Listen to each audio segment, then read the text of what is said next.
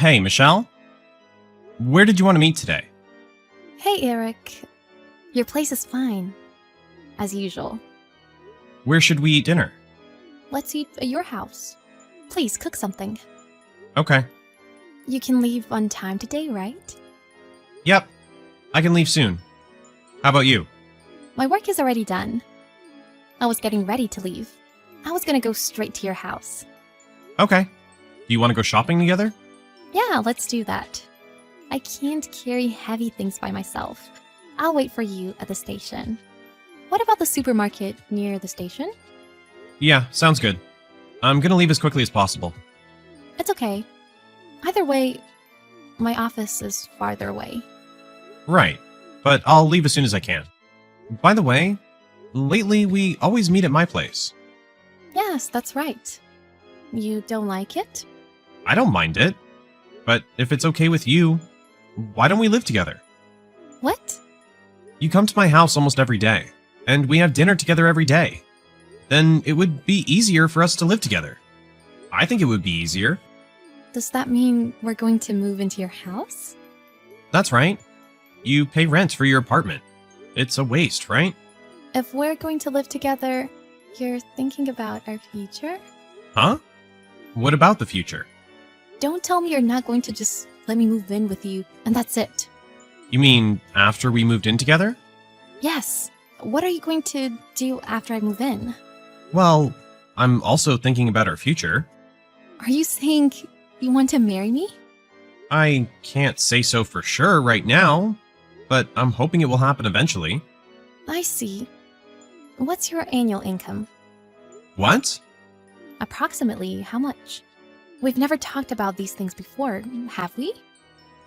So what is your income now, approximately? My annual income? Is that what you're worried about? Of course, it's important. If we're going to live together and think about the future, it is even more important. Well, right. Roughly 50,000 or so. Or maybe a little less. Well, something like that. What? That little? I mean, could it be less than $50,000? I guess so. You are in your 30s. Are you making that little? I just started this job last year. They don't give raises that easily. I see. Well, then, I'm sorry. Can you change jobs again? Huh? What do you mean? Would you change jobs again? With your current salary, it's impossible, isn't it? Impossible to do what? Do you really think you can marry me with that kind of income? Why are you saying that? Are you judging me by my salary? If you're thinking about getting married, salary is also important. You say you want me to move in with you. If I move in with you, I will have to introduce you to my parents, right? I don't want to introduce someone with such a small income to my family. How could you say that? What are you talking about? Who wouldn't? I'm not the only one. With that kind of income, you'll never marry anyone. Aren't you happy with me? We eat dinner together every day. I felt so happy doing that. If we lived together, it would take some of the hassle off for you. I thought we could be happier. Was I wrong? Eric, no one can live on idealism alone. That is reality. You should think more dispassionately. What do you mean? What do you mean by idealism? In reality, all we need is money. Right now, we are just dating. I work too, and I also earn some money. So I can live without depending on you. But if you're going to start talking about living together, shouldn't you find a better job? What are you going to do with that kind of income? I'm not going to change jobs. This is a great place to work that I finally found. It's also rewarding. And I have good relationships with my boss and coworkers. But what about the pay? Your income is that low. And are you okay with that? It's not even that low. I get about average. I don't think so. My friend's husband, for example, he makes more. If you are like this, I'm too embarrassed. I can't introduce you to my friends. Do you only have friends who judge people by their income? I mean, were you one of those people? That's not what I mean. I mean, as a boyfriend, it's okay. But if you're going to be my fiance or future husband, I think we need to think about that a little bit too. I think. So you're saying that because my income is an issue, you don't want to marry me. So you can't live with me? If that's the case, it's fine. Huh? You're okay with that? If you really like me, isn't it normal to try harder? Try harder? How? You want to marry me, don't you? You're the one who said so. Then why aren't you trying harder? Aren't you going to make an effort or something? What do you mean by try harder? I'm working hard and doing my best. It's not about working hard. Then what? You should change jobs. Somewhere that pays better, if it's your career.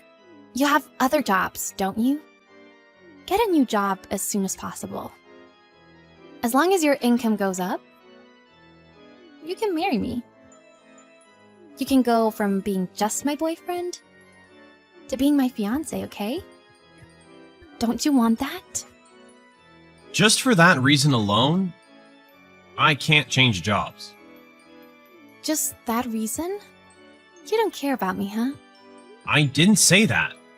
I said I don't want to change jobs. Besides, this place is a lot nicer than the last one. The job has good conditions. The benefits of this company are also good. That's why I want to keep working for this company. I like what I'm doing now. You choose work over me. What? I don't understand. If you put it that way, you choose money over me too, don't you? That is not what I meant. I'm just saying, if I were to marry you, at a minimum, aiming for $100,000 per year. That's the minimum. That's not possible right now. Okay, I see. Then we're no closer to becoming engaged. Maybe we'll go back to being friends. Huh? Is that what you want? Hey, what are you going to do? I don't understand what you mean. If I won't change jobs, you want to break up? I guess so. I really don't want to break up with you, though. I guess we are back to being friends for now. I can still go out with you, though. I won't go any further than that. Are you saying you're breaking up with me because my income is low? I didn't say that. Because you haven't thought about our future together, I say we go back to being friends once and for all. That's just a different way of putting it, isn't it? You mean you want to break up, right? I asked you if you wanted to move in with me. That's all I asked you. I didn't think it would come to this. I'm sorry. I need to be alone today. Why? I'm almost at the station. Don't you want to go shopping with me? I can't act normal after a talk like this. I don't want to see you now. I want to think, alone. Why are you being so selfish? I've already come in the direction of your house, you know? Your house is 2 train stops from there, right? Just go home. You're such a jerk. Are you trying to turn me away? Please. Think about what you said calmly. You told your boyfriend that you would leave him if he didn't change jobs. I didn't say right now. As far as the future is concerned, if you would eventually move on to a higher paying company, that would be great. I mean, I can marry you then. That's enough. Huh? I didn't make it clear I wanted to get married. I don't know why you keep talking about my income so much. And I'm not going to change jobs. I can't think about that now. And I feel like I didn't know you well enough. What do you mean? I'm all for realistic thinking, but all you think about is money. I think it's a little early. For now. I don't want to see you for a while. Why don't you think about it on your own? Later, Michelle went to Eric's house. However, Eric didn't come home. Eric thought about it on his own, and he wanted to discuss it with her. and work out some of the disagreements about values. However, the dozens of angry texts he received from her afterwards completely dampened his feelings for her. By the next morning, there were over 100 texts from Michelle, so he decided that he could no longer make it work with her. Even after he told her he was leaving her, she sent him angry and tragic heroine-like messages. Seeing that, he couldn't figure out why he was dating her in the first place. Eric realized that you never really know who someone is. I just received a big package of the best steaks in the world from Cindy's husband. I heard that this grass-fed meat is super expensive and very hard to get. We're going to have a real feast tonight. Boy, Cindy really married a super nice guy. Why couldn't you be more like your sister, Karen? Why can't you find a nice guy like Paul, always thinking about the family? Please, not this again. Is it so wonderful that she married some rich guy that buys you stuff? You make her out to be some kind of saint or something. Excuse me, that's overemphasizing it a bit, don't you think? I'm just sick and tired of hearing the same thing over and over, that's all. So is that all you wanted to say? If it is, I'm pretty busy now, so... You don't even go out of your way to try and know anything about my fiancé. If you're going to go on and on and on about it, I would really like to cut it short. It's that attitude that I can't stand. Can you do something about that? You went ahead and refused that little blind date I arranged for you with that rich and handsome guy last month. You didn't even bother to meet him. I pulled some strings to get that arranged, you know. So embarrassing when I heard you turned him down. You had the gall to cancel, so that I figured you must have had a pretty good reason. But it turns out that this guy, this fiancé of yours, is some shabby-looking, penniless guy, for Pete's sake. Where in God's name did you find this guy? You never listened to me, Karen, always disobeying me at every turn. How could I not give you an earful every now and again? Mom, I don't live my life solely to get your approval. I've got my own life to worry about. See what I mean? That's what I'm talking about, that attitude of yours. Please, Mom, are you going to start up that same old senseless rambling? You're always going on and on about it being a waste of time to text me online, so why text me? 9 times out of 10, it's you that first sends me a line. Did you know that? What is there to talk about? Most of the time you just ramble on about the same old thing, and I'm sick of it. Oh, I see. So you feel that it's a pain in the rear to get a line from your mother, is that what you're saying? I think you're just jealous of your sister. Just because Cindy is always nice to me, you have some kind of grudge against her. She has a nice, rich husband, and look at you. It's envy, that's it, isn't it? Is that all you've got to say? That's why you texted me? If you're finished, I would like to cut this short, if you don't mind. Excuse me, are you even listening to me? Not really. Anyways, I'm still working, so I really need to pull the plug on this very enlightening conversation. See ya, Mom.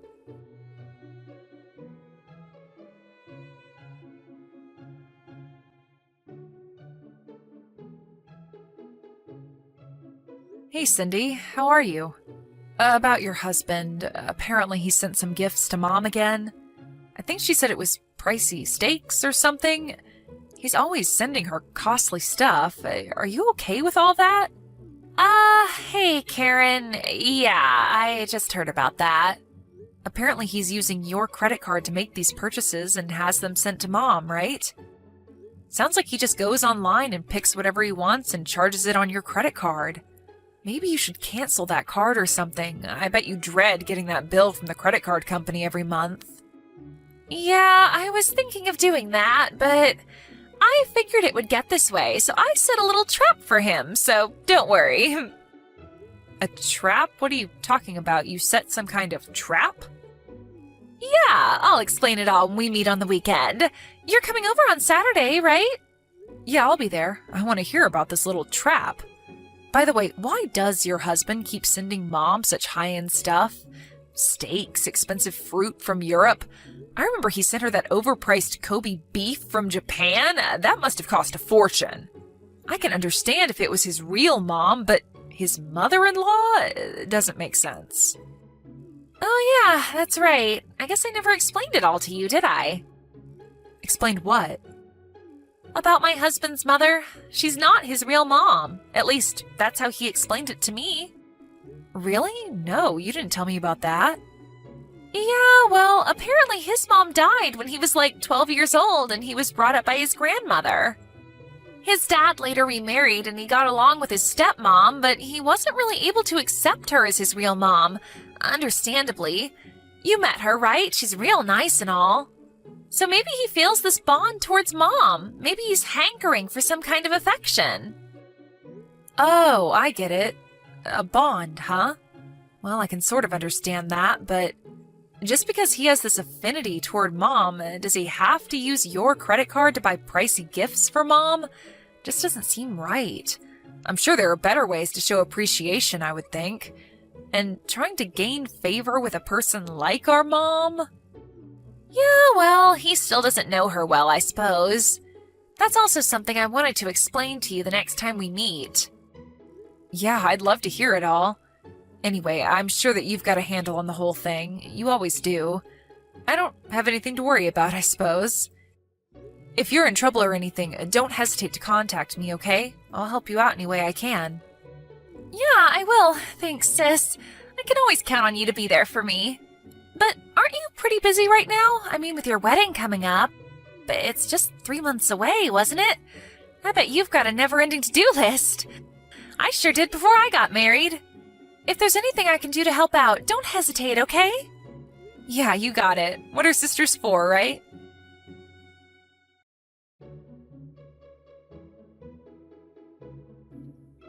Karen, are you seeing this text? If you are, answer me right now. I want you to terminate this relationship and cancel this wedding you're planning today. I don't want to hear any nasty reply from you. This has gone far enough. Are you out of your mind, Mom? How could I do that on the day of my wedding, for God's sake? I have no desire to cancel this wedding. I love Mark and I intend to marry him as planned, and there is nothing that you can do about it. So please, Mom, stop with this nonsense. Oh, don't worry, Karen. I already called the wedding hall and canceled the wedding. There must already be a sign outside announcing the cancellation, so the guests will be turning around and leaving about now. Wait, are you kidding me? You canceled the wedding? Yes, you remember that rich guy I set up that blind date with? Well, it turns out he just couldn't get you out of his mind. He wants to marry you. He says he'll pay $50,000 towards my retirement if you marry him. How could you turn that down, right? So I took the initiative and canceled the wedding. We'll arrange another wedding next month. It's all set. Have you totally lost your marbles, Mom? I'm not going to marry this guy. I only met him once at your place, and that was just by chance. The guy hardly knows me, for Christ's sake. Besides, the wedding staff contacted me and verified if I wanted to cancel, and of course I said no, that it was some kind of prank. Apparently, they've had similar pranks happen in the past.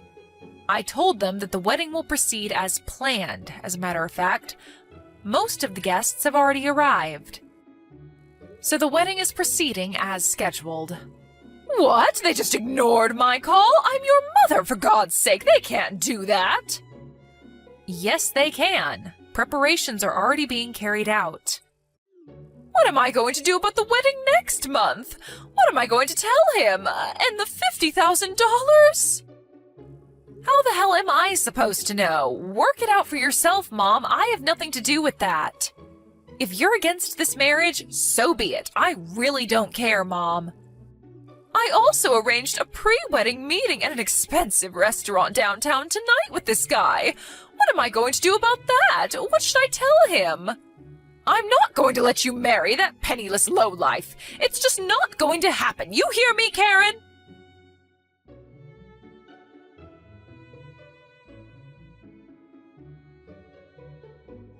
Mom, are you there? What the hell is wrong with you? Have you completely gone bonkers? Why the hell did you come dressed in all black like it was a funeral? The guests were totally horrified. I thought I told you that you weren't welcome if you were against this marriage. Oh, yeah, that. I completely got things all mixed up is all. Got what mixed up? It was a wedding, for Christ's sake. I thought you were holding a wedding and a funeral at the same time. But that wedding was so shabby, did it even matter if I came dressed in all black? Actually, it seemed kind of fitting. Oh, is that right? I think I saw, maybe 30 guests in total. Really? Your sister had over 100. It was so inconsequential that the other guests probably mistook it for a funeral. Everyone seemed dead. That was because you showed up in funeral gear. And what was up with that black veil? Anyway, after you got kicked out, the place livened up and it was very enjoyable, thank you.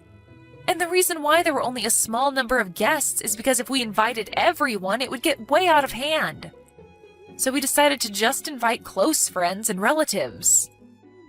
I really don't care why there were only a meager number of guests. That doesn't concern me one bit.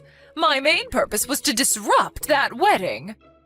I was willing to do anything to make a mess of your plans, and I bet it worked, too. After such a shamble, his relatives were probably horrified and called the whole wedding off, am I right? Now that everything is over and this marriage is no longer a thing, come on home. We have to get ready for the date tonight. Sorry, Mom, but I'm heading for the airport now. We're flying to Hawaii on our honeymoon. Excuse me? Honeymoon? You're not even married. That was canceled. No, it wasn't, Mom. After you were kicked out, it went on as scheduled and we got married. Everyone congratulated us. Yes, even his relatives. It was a beautiful wedding. We even stopped off at City Hall and submitted our marriage certificate. We are now officially married. Say what? You already submitted the marriage papers? Why didn't his relatives terminate the wedding? I made quite an impression today. They must have thought you had crazy relatives and wanted nothing further to do with you. Your antics didn't really have much effect, to be honest. After you left, things immediately got back to normal. It was as if you were never there. Actually, I talked to the staff and all the guests beforehand about you, Mom. They were all prepared for what you would pull. Although they were a bit flabbergasted that you would turn up in full funeral wear. You warned them about your own mother? That I was a danger to the guests or something? Yeah, something like that, I guess. But it seems there was someone who received money and assisted in this little scheme of yours. I wonder who paid him. Anyway, that person was identified early on, and the wedding hall staff took care of him. He will probably be let go. Just wonder if it was worth whatever you paid him. Pay who? What are you talking about? I have nothing to... Mom, I really don't care about that.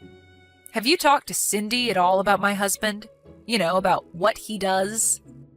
Pardon me, what's Cindy have to do about this? Don't bring your sister into this. Yeah, I figured as much. You never had any interest in me, so you never bothered to ask about my fiancé, now husband. Just thought he was, how did you describe him? A penniless lowlife, wasn't it? Yeah, that was it. Did you know that Mark, my husband, is related to Cindy's husband? They are, they're cousins. Bet you didn't know that. Excuse me? Mark is his cousin? Are you serious? And another thing that may be of surprise to you, he's slated to be the next president of the company that owns the subsidiary firm that Cindy's husband works for. Wait. Mark's going to be the president of the company that owns this other company? This smaller subsidiary? Is that what you're saying? So he'll be in a more senior position than Cindy's husband? No way, that doesn't make any sense. Then tell me why he was dressed like some maintenance worker when he came to our house last year. He sure didn't look like a man who was destined to be the president of a major corporation. I tried to explain that to you so many times, Mom, you just never listen. Don't you remember that time when you called and said that if I wanted to marry Mark, I had to bring him over within the hour or you wouldn't give us your blessing? Do you remember that? Yes, of course I remember. So what? What I'm asking is why he was dressed like some janitor. His father's company also runs several construction companies, and he was at one of the sites overseeing a current building project. A building project? Yes, that big waterfront project. He was overseeing that, so he couldn't very well go to a construction site in a suit and tie. When you gave us that ultimatum, well, he was an hour's drive away and had no time to change, so he hopped in his car in his work clothes and rushed over there. Why didn't you say something before that? You could have given me a heads up, for Pete's sake.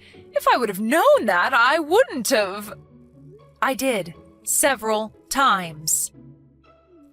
Why didn't you tell me he was the next in line to be president of that company, the parent company to Cindy's? Because I didn't want you to know that. Excuse me, why didn't you want me to know? When Cindy got married, you were jubilant that she had married a nice, rich guy and that you would enjoy the lavish gifts that would come your way. I just didn't want to hear any of that nonsense from you. Karen! You make me sound like some kind of a self-serving gold digger. It's true, isn't it? I don't think I'm wrong in my assessment. That's all you're interested in. You don't care if I'm happy or not. That's not true. And another thing, Mom. That guy you tried to marry me off to, that guy is the epitome of poor. The thing you most hate, Mom. The guy is a penniless lowlife if there ever was one. Pardon me, that can't be true. When I told Mark about how you were trying to pawn me off to some guy, Mark did a little background check on him. First off, he verified that it was the same guy who I rejected 1 year ago when you set up that first blind date. He dug a little deeper and learned that he embezzled from his company and got caught. He what? He's an embezzler? Yes, that $50,000 that you brought up seems pretty obvious where that money came from. You mean to tell me that guy's a con artist? A thief? That's right, Mom. Seems like you were wrong about Mark, huh? And you were totally wrong about me. With that said, I'm going to cut all ties with you, Mom. To be honest, I don't need you in my life. Wait, are you crazy? You can't just cut ties with me. I'm your mother. You can never cut ties. Now that you married a rich guy, even richer than Cindy's, why would you cut your mother out? There you go again. That's the exact thing that I hate about you, Mom. But I was only trying to. It's already been 7 years since Dad passed away. You married him because he owned his company, and that's what attracted you to him, right? You were only interested in his money. And when he died, he left you a nice lump of money so you wouldn't suffer financially. But in less than 2 years, the money quickly dried up. So I ask you, Mom, why prey on us? I wish you would stop relying on us to maintain your lifestyle. Why don't you work and just support yourself? Dad gave you a chance to live a quiet life, but you squandered that, didn't you? How could you say that to your mother? I worked hard all my life to bring you kids up. I deserve a little compensation. Well, I don't care, because I still have Cindy. She would never betray me like you have. She married a nice, rich man. She'll take care of me.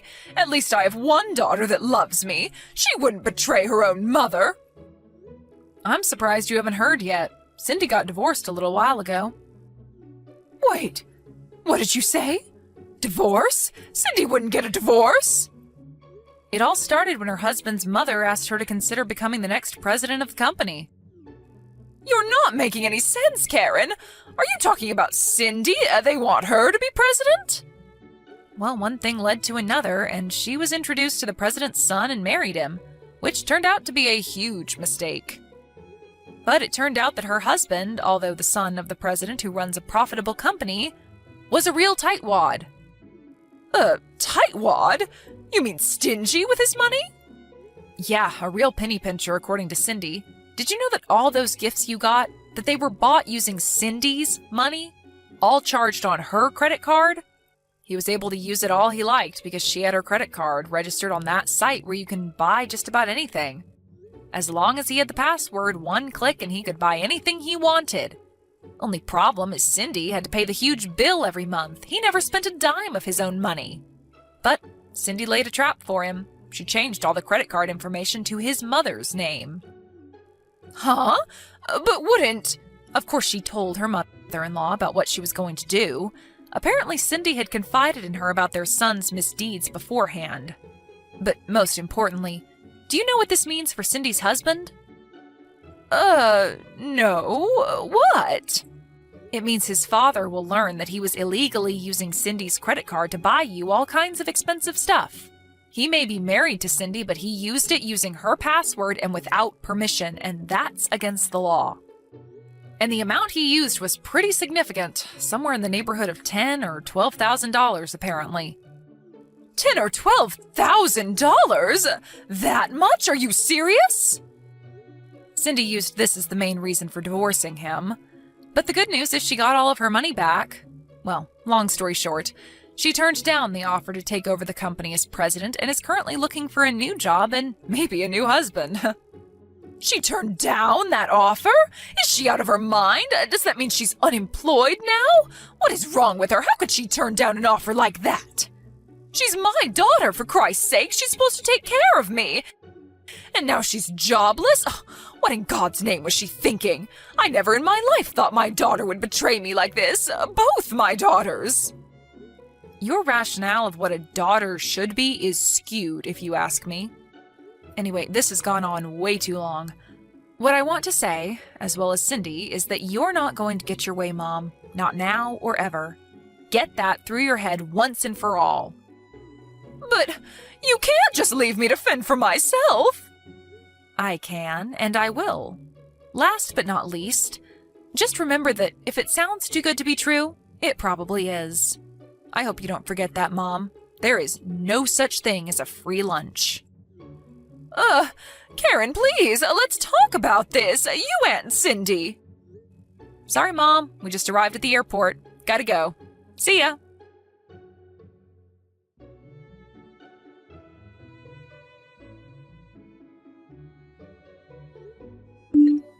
I heard from Cindy that she called her and told her she was cutting ties with her once and for all.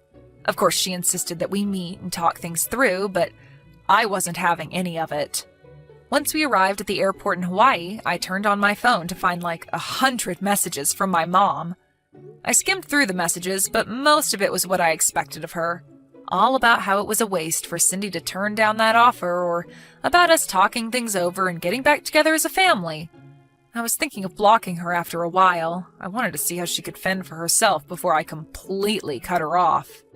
But my husband was more sympathetic than me. He went out of his way to find her a job working at one of the company's subsidiaries. My mom's always despised work, and when she was forced to take this job, it was pretty hard on her, to say the least. But I hope that she learns the satisfaction of working hard. Maybe it will never happen, but one can hope, right?